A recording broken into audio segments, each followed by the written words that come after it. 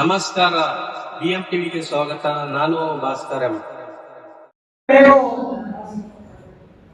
ಇವತ್ತು ಈ ಕಾರ್ಯಕರ್ತರನ್ನ ಪಕ್ಷ ಸರ್ಕಾರ ಇದ್ದಾಗ ಕಡೆಗಣಿಸ್ತಾರೆ ಅಂತಕ್ಕಂಥ ನೋವಿನ ಶಬ್ದಗಳು ನಮಗೆ ಪದೇ ಪದೇ ಕೇಳಿ ಬರ್ತಾ ಇದೆ.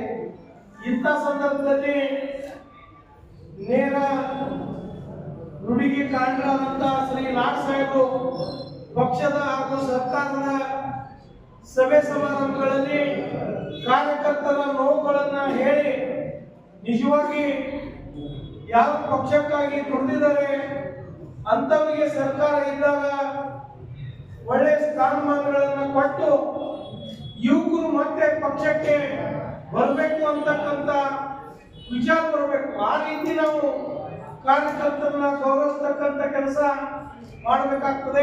ಆ ನಿಟ್ಟಿನಲ್ಲಿ ನಾನು ನಮ್ಮ ಜಿಲ್ಲೆಯ ಎಲ್ಲ ಕಾರ್ಯಕರ್ತರ ಪರವಾಗಿ, ಮುಖಂಡರ ಪರವಾಗಿ ನಿಜವಾದ ಕಾರ್ಯಕರ್ತರನ್ನ, ಮುಖಂಡರನ್ನ ಗುರುತಿಸ್ತಕ್ಕಂಥ ಕೆಲಸ ತಾವು ಮಾಡ್ರಿ ಅಂತೇಳಿ ಅವರಲ್ಲಿ ವಿನಂತಿಸಿಕೊಂಡು, ಸಮಯದ ಅಭಾವವಿರುವುದರಿಂದ ಗೌರವಾನ್ವಿತ ಶಾಸಕರಾಗಲಿ ಇಲ್ಲಿರ್ತಕ್ಕಂಥವ್ರು ಯಾರು ಮಾತನಾಡದೆ ನೇರವಾಗಿ ಈಗ ಶ್ರೀಯುತ ನಾಗ್ಟಾಳ್ ಶಾಸಕರಾದಂತಹ ಶ್ರೀಯುತ ವಿಠಲ್ ಕಟಕ್ಕೋಳ್ ಸಾಹೇಬರು ಮಾತನಾಡೋದು ಮಾಡಿ ಅಂತ ಹೇಳಿ ಕೇಳ್ಕೊಳ್ತಾ ಇದ್ದೀನಿ.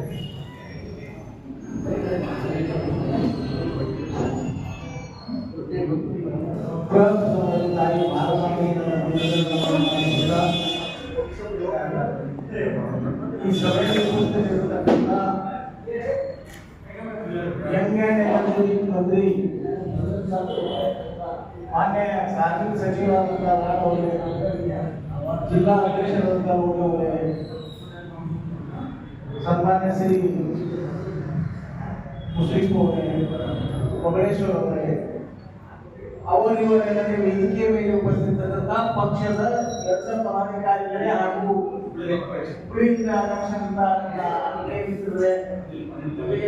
ಹಿರಿಯರಾದಂತ ಅಕ್ಕವರೇ, ತಾಯಂದಿರೇ, ಆತ್ಮೀಯ ಬಂಧುಗಳೇ,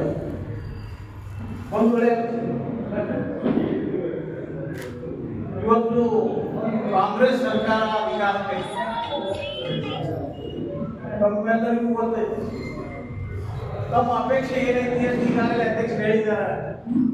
ಪ್ರಮುಖ ಕಾರ್ಯಕರ್ತರನ್ನ ಗುರುತಿಸಿ ನೀವು ಏನಾದರೂ ನಾಮಿನೇಟ್ ಮಾಡಲೇಬೇಕು ಅಂತ ಹೇಳಿ ಎಲ್ಲರ ಕಡೆ ವಚನ ತಂದೆ ತರ್ತೀವಿ. ಎಲ್ಲರೂ ಹಂಗೆ ಹೇಳ್ತಾರೆ, ಈ 2 ತಿಂಗಳಲ್ಲಿ, ಇನ್ನೊಂದು 2 ತಿಂಗಳಲ್ಲಿ, 3 ತಿಂಗಳಲ್ಲಿ ಅಂತ ಹೇಳ್ಕೊತಾರೆ. ಕೊನೆಯದಾಗಿ ನಾವು ಅಲ್ಲಿ ಬೆಂಗಳೂರಿನಾಗ ಕೇಳಿದಾಗ ನಮಗೂ ಹೇಳ್ಯಾರ ಅದೇ ರೀತಿಯಾಗಿ ಕನಿಷ್ಠ 10 ವರ್ಷ ಅವ್ರು ದುಡಿಬೇಕು ಅಂದ್ರೆ ಅವ್ರಿಗೆ ಅವಕಾಶ ಇರ್ತೈತಿ ಅನ್ನುವಂಥ ಮಾತನ್ನ ಸಹಿತ ಅವರು ಮಿಸ್ ಮಾಡಿ ನಾವು ಕೇಳಿಬಿಟ್ಟಿದ್ದಾರೆ. ಅದಕ್ಕೆ ಬಂಧುಗಳೇ, ನೀವು ಏನಂದ್ರೆ ಆ ಎಲ್ಲರಿಗೂ ನಾವು ಸನ್ಮಾನ್ಯ ಲಾಡ್ ಸಾಹೇಬರಲ್ಲಿ ವಿನಂತಿ ಮಾಡ್ಬೇಕಪ್ಪ ಅಂದ್ರೆ, ಬಹುಶಃ ಇಲ್ಲೆಲ್ಲ ಕಾಂಗ್ರೆಸ್ಸಿನ ಕಾರ್ಯಕರ್ತರು ಏನದಾರ ಬಹಳ ಹಳಬರದಾರ, 20 ವರ್ಷ ದುಡಿದವರಾರ, ಅಂಥವ್ರಿಗೆ ಅವಕಾಶ ಕೊಟ್ಟರೆ ಬಹಳ ತುಂಬಾ ಒಳ್ಳೇದಾಗ್ತೈತಿ ಅಂತ ಹೇಳಿ, ಜೊತೆಗೆ ಇವತ್ತು ನಮ್ಮ ಸರ್ಕಾರ ಅತ್ಯುತ್ತಮ ಕಾರ್ಯ ಮಾಡ್ತಾ ಇದೆ. ಬಹುಶಃ ವಿರೋಧಿಗಳೇನು ಹೇಳ್ತಾರೆ, ಈ ಸರ್ಕಾರದಲ್ಲಿ ಮುಂದೆ ಇಲ್ಲ, ಸರ್ಕಾರ ಮಾತ್ರ ಹಂಗೆ ನಡೀತೈತಿ. ಬಂಧುಗಳೇ, ಇವತ್ತು ತಾವು ಯೋಚನೆ ಮಾಡಿ, ಬಹುಶಃ ನನ್ನ ಕ್ಷೇತ್ರ ಎಷ್ಟು ದೊಡ್ಡದಪ್ಪ ಅಂದ್ರೆ 162 ಕಿಲೋಮೀಟರ್ ಇಷ್ಟಿದ್ದಾಗ್ಯೂ ಸಹಿತ ಸುಮಾರು ಮೊದಲು 2 ಗ್ರೇಡ್ 10 ವರ್ಷ ಒಂದು ಟಿಕೆಟ್ಸ್ ಹಾಕಿದ್ರೆ ಕರೆ ನೋಡ್ಬೇಕು, ನಾನೇ ಮಾಡಿದ ರೋಡ್ಗಳನ್ನ ಮರಳಿ ನಾನೇ ಮಾಡಬೇಕು ಅಂತ ಹೇಳಿ ಜನರು ಹೇಳಾಗಿದ್ದಾರೆ. 50% ಹೆಚ್ಚಿಗೆ ರೋಡ್ ಮುಗಿಸಿವಿ. ಮತ್ತೆ ಇವತ್ತು 50 ಕೋಟಿ ಕೊಡ್ತೀನಿ ಅಂತ ಹೇಳಿದ್ರೆ 50 ಕೋಟಿ ಒಳಗೆ ಎಲ್ಲ ರೀತಿಯಿಂದ ನಾವು ವ್ಯವಸ್ಥಿತ ರೀತಿಯಿಂದ ಮಾಡಿವಿ. ಮತ್ತು ಜನರಲ್ ನೋಡಿದ್ರೆ 5 ಗ್ಯಾರಂಟಿಗಳನ್ನ ನಿರ್ಣಯ ನಡೆದಂತಹ ಸರ್ಕಾರ ಅಂದ್ರೆ ಲಾಡ್ ಸಾಹೇಬ್ ಸರ್ಕಾರ ಅಂತ ಹೇಳಲಾಗಿದೆ.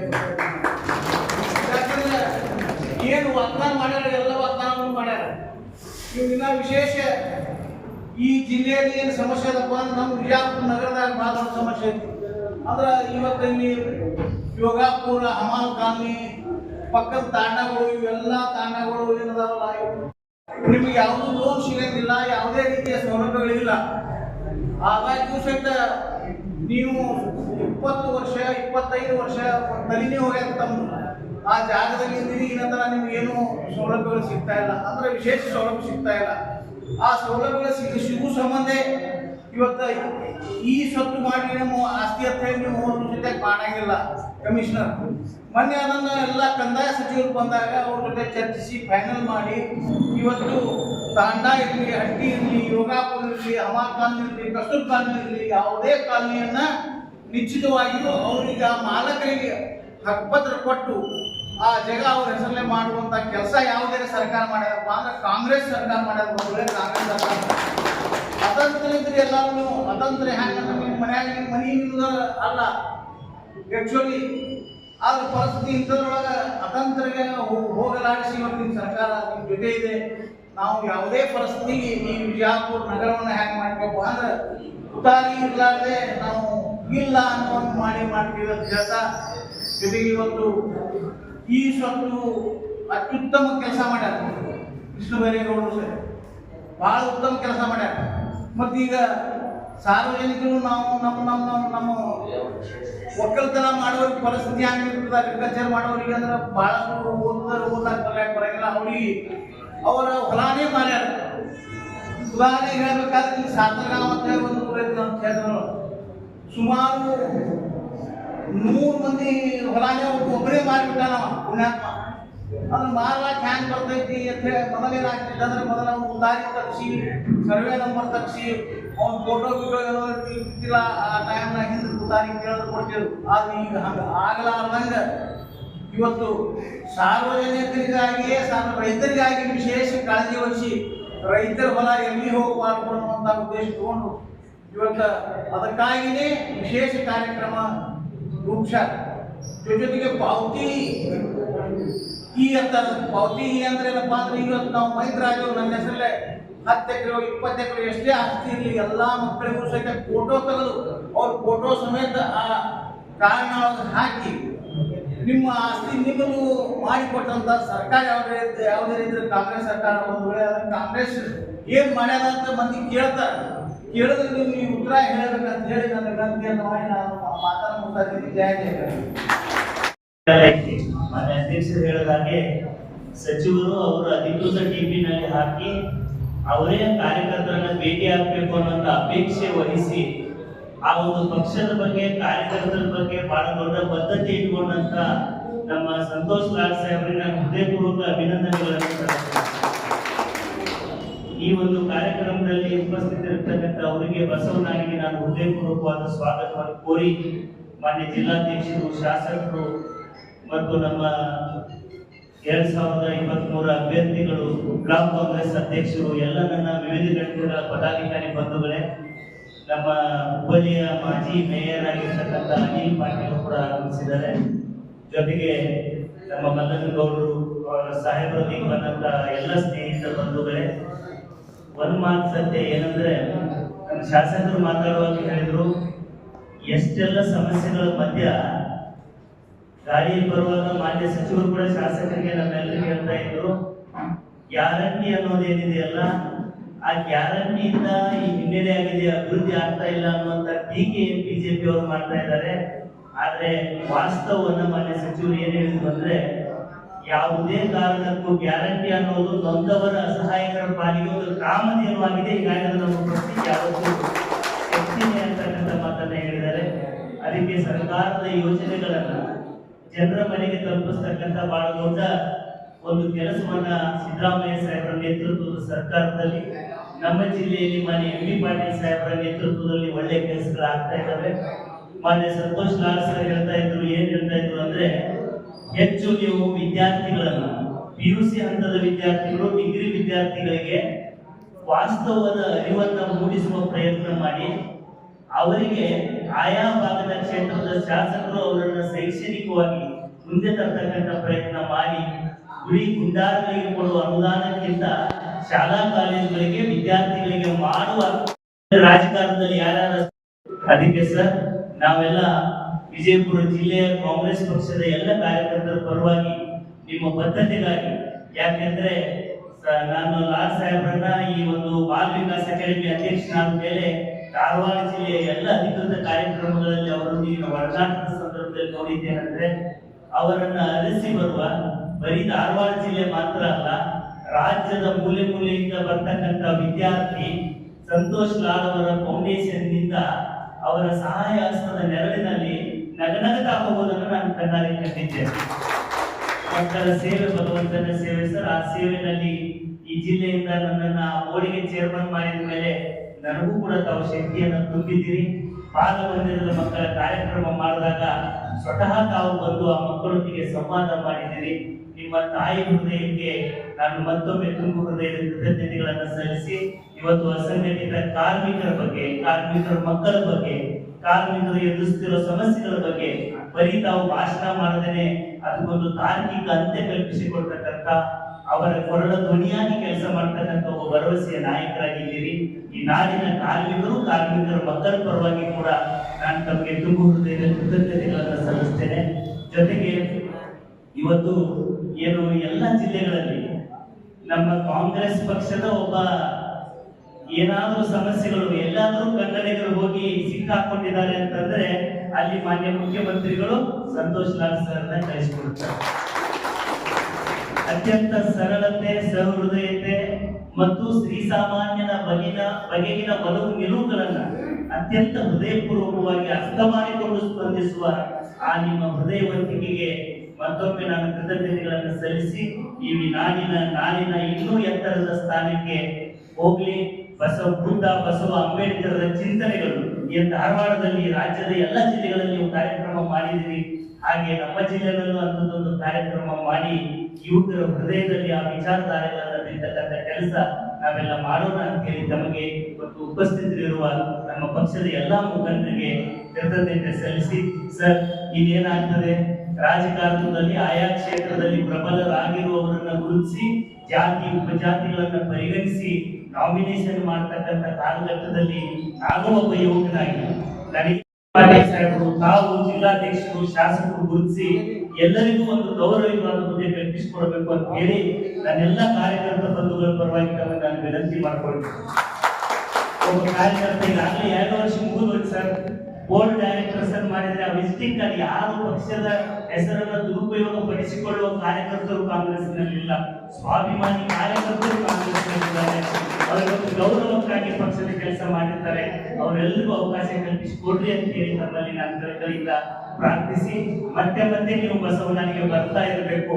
ನಿಮ್ಮ ಸ್ಫೂರ್ತಿದಾಯಕ, ಪ್ರೇರಣಾದಾಯಕ ಮಾತುಗಳನ್ನ ಯುವ ಸಮುದಾಯ ಮತ್ತು ಪಕ್ಷ ಬಳಸಿಕೊಂಡು ಈ ನಾಡಲ್ಲಿ ಈ ಪಕ್ಷ ಸದೃಢವಾಗಿ ನಿಲ್ಲಲಿ ಅಂತ ಆಶಿಸಿ ಶುಭ ಹಾರೈಸಿ ನನ್ನ ಮಾತುಗಳನ್ನು ಮುಗಿಸ್ತೇನೆ. ಧನ್ಯವಾದ.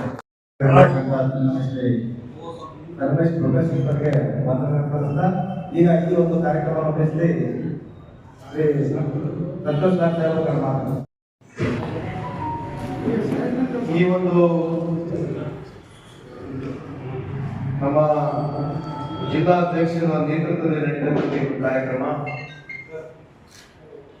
ನಮ್ಮ ಪಕ್ಷದ ಅಧ್ಯಕ್ಷರ ಜನಪ್ರಿಯ ಶಾಸಕರಾಗಿರ್ತಕ್ಕಂಥ ಬೆಟ್ಟರಣ್ಣನವರೇ, ಸ್ನೇಹಿತರಾಗಿರ್ತಕ್ಕಂಥ ಸಂಗಮೇಶ್ ಅವರೇ, ನಮ್ಮ ಪಕ್ಷದ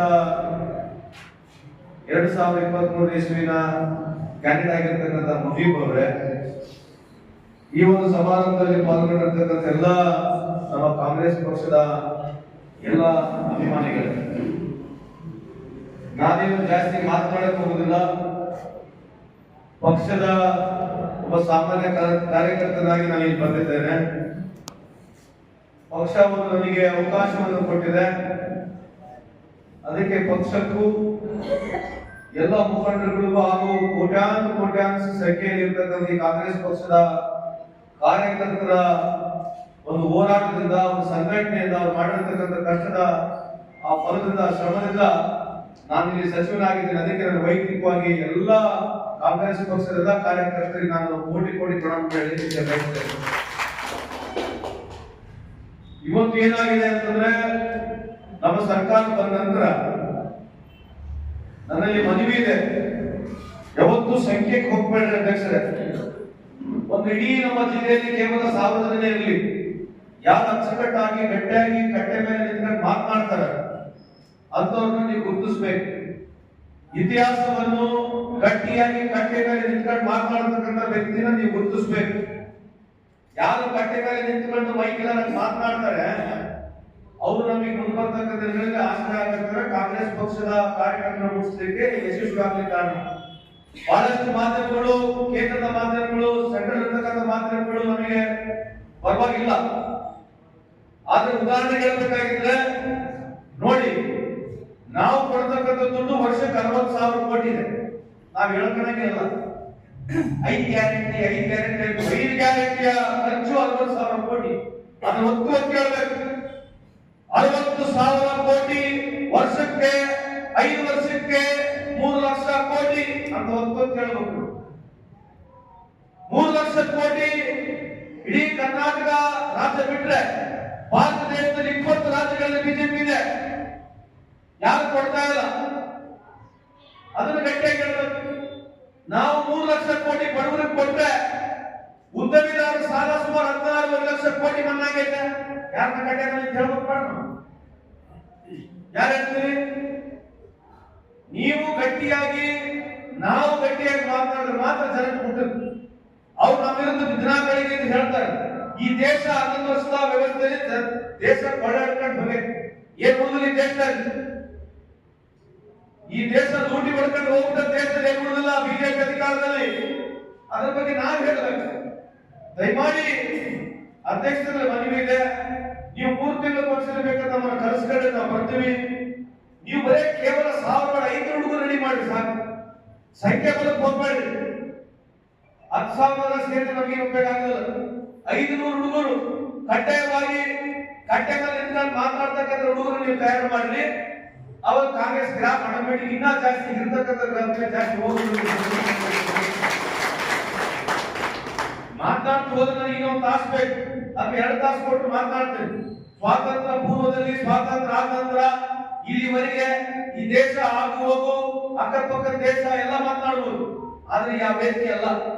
ನನಗೆ ಪಕ್ಷದ ಒಂದು ಏನು ಹೈಕಮಾಂಡಿನ ಒಂದು ನಮಗೆ ತಾಕೀತು ಎಲ್ಲ ಸಚಿವರುಗಳಿಗೆ ನಾವು ಕಚೇರಿಗೆ ಬರಬೇಕು. ಅದಕ್ಕೆ ನಮ್ಮ ಕಾರ್ಯಕ್ರಮ ರೂಪಿಸ್ಕೊಂಡ ತಕ್ಷಣ ಅಧ್ಯಕ್ಷರಿಗೆ ಫೋನ್ ಮಾಡಿ ನಾವು ಬರ್ತೀವಿ ಡಿಸಿಸಿ ಆಫೀಸ್ಗೆ ಅಂತ ಹೇಳಿ ಅವ್ರ ಪರ್ಮಿಷನ್ ತಗೊಂಡು ಅವರ ನೇತೃತ್ವದಲ್ಲಿ ಇವತ್ತು ನಿಮಗೆಲ್ಲ ಭೇಟಿ ಮಾಡ್ತಕ್ಕಂಥ ಅವಕಾಶ ನನಗೆ ಸಿಕ್ಕಿದೆ. ನಾನು ಬಹಳಷ್ಟು ಅದೃಷ್ಟ ಅಂತಾನೆ ನಾನು ಭಾವಿಸ್ತೇನೆ. ಯಾವಾಗಲೂ ಅಂತ ಒಂದು ಅದೃಷ್ಟ ನನಗೆ ನೀವು ಮುಖಾಂತರ ನಮ್ಮ ಪಕ್ಷದ ಎಲ್ಲ ಮುಖಂಡರುಗಳಿಗೆ, ಯುವಕರಿಗೆ ಮಾತನಾಡಕ್ಕೆ ನನಗೆ ಅವಕಾಶ ಕೊಟ್ಟಿದ್ದಕ್ಕೆ ನಾನು ವೈಯಕ್ತಿಕವಾಗಿ ನಿಮಗೆ ಅಭಿನಂದನೆ ಸಲ್ಲಿಸಿ, ಏನೇ ಕೆಲಸಗಳಿದ್ರು ಕೂಡ ನಿರ್ದಾಕ್ಷಿಣ್ಯವಾಗಿ ನಾವು ಬನ್ನಿ ಬೆಂಗಳೂರಿಗೆ ಅಥವಾ ಇಲ್ಲೇ ಇದ್ದರೆ ಹೇಳಿ, ನಮಗೆಲ್ಲ ಪಕ್ಷ ಇರ್ತಾವು.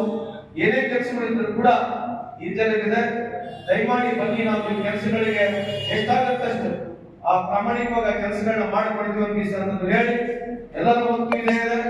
ಈ ಬಾರಿ ಏನು ಬಹಳ ಸಮಯ ಆಗ್ಲಿಕ್ಕಿಲ್ಲ. ಮಾನ್ಯ ಮುಖ್ಯಮಂತ್ರಿಯವರು, ಉಪಮುಖ್ಯಮಂತ್ರಿಗಳು ಡೆಲ್ಲಿಗೆ ಹೋಗ್ತಾ ಇದ್ದಾರೆ. ಅವರು ತಡವಾಗಿದೆ, ಕ್ಷಮೆಯಲ್ಲಿ ಪಕ್ಷದ ಪರವಾಗಿ ನಮ್ಮ ಈ ಸರ್ಕಾರ ಬಂದ ನಂತರ ಎಲ್ಲರಿಗೂ ನಮಗೆ ಏನೋ ಮಾತು ಕೊಟ್ಟಿದ್ವಿ ಅದು ಮಾಡ್ಲಿಕ್ಕೆ ಆಗಿಲ್ಲ. ಕ್ಷಮೆಯನ್ನು ಈ ಸಂದರ್ಭದಲ್ಲಿ ಕೇಳಿ, ಮಾನ್ಯ ಮುಖ್ಯಮಂತ್ರಿಯವರು, ಉಪಮುಖ್ಯಮಂತ್ರಿಗಳು ಹೋಗ್ತಾ ಇದ್ದಾರೆ. ನಮ್ಮ ಬರ್ತಕ್ಕಂಥ ದಿನಗಳಲ್ಲಿ ಸಂಪೂರ್ಣ ಈ ಬೋರ್ಡು, ಡೈರೆಕ್ಟರ್, ಚೇರ್ಮನ್ಗಳನ್ನ ನಿಗಮ ಮಂಡಳಿಗಳಿಗೆ ಎಲ್ಲರಿಗೆ ಒಂದು ಅವಕಾಶ ಮಾಡತಕ್ಕಂಥ ಕೆಲಸ ಪಕ್ಷ ಸರ್ಕಾರ ಮಾಡತಕ್ಕಂಥ ಈ ಸಂದರ್ಭ ಹೇಳಿ ನಾವೆಲ್ಲರ ಆಶೀರ್ವಾದ ಮಾತಾಡ್ತಾರೆ.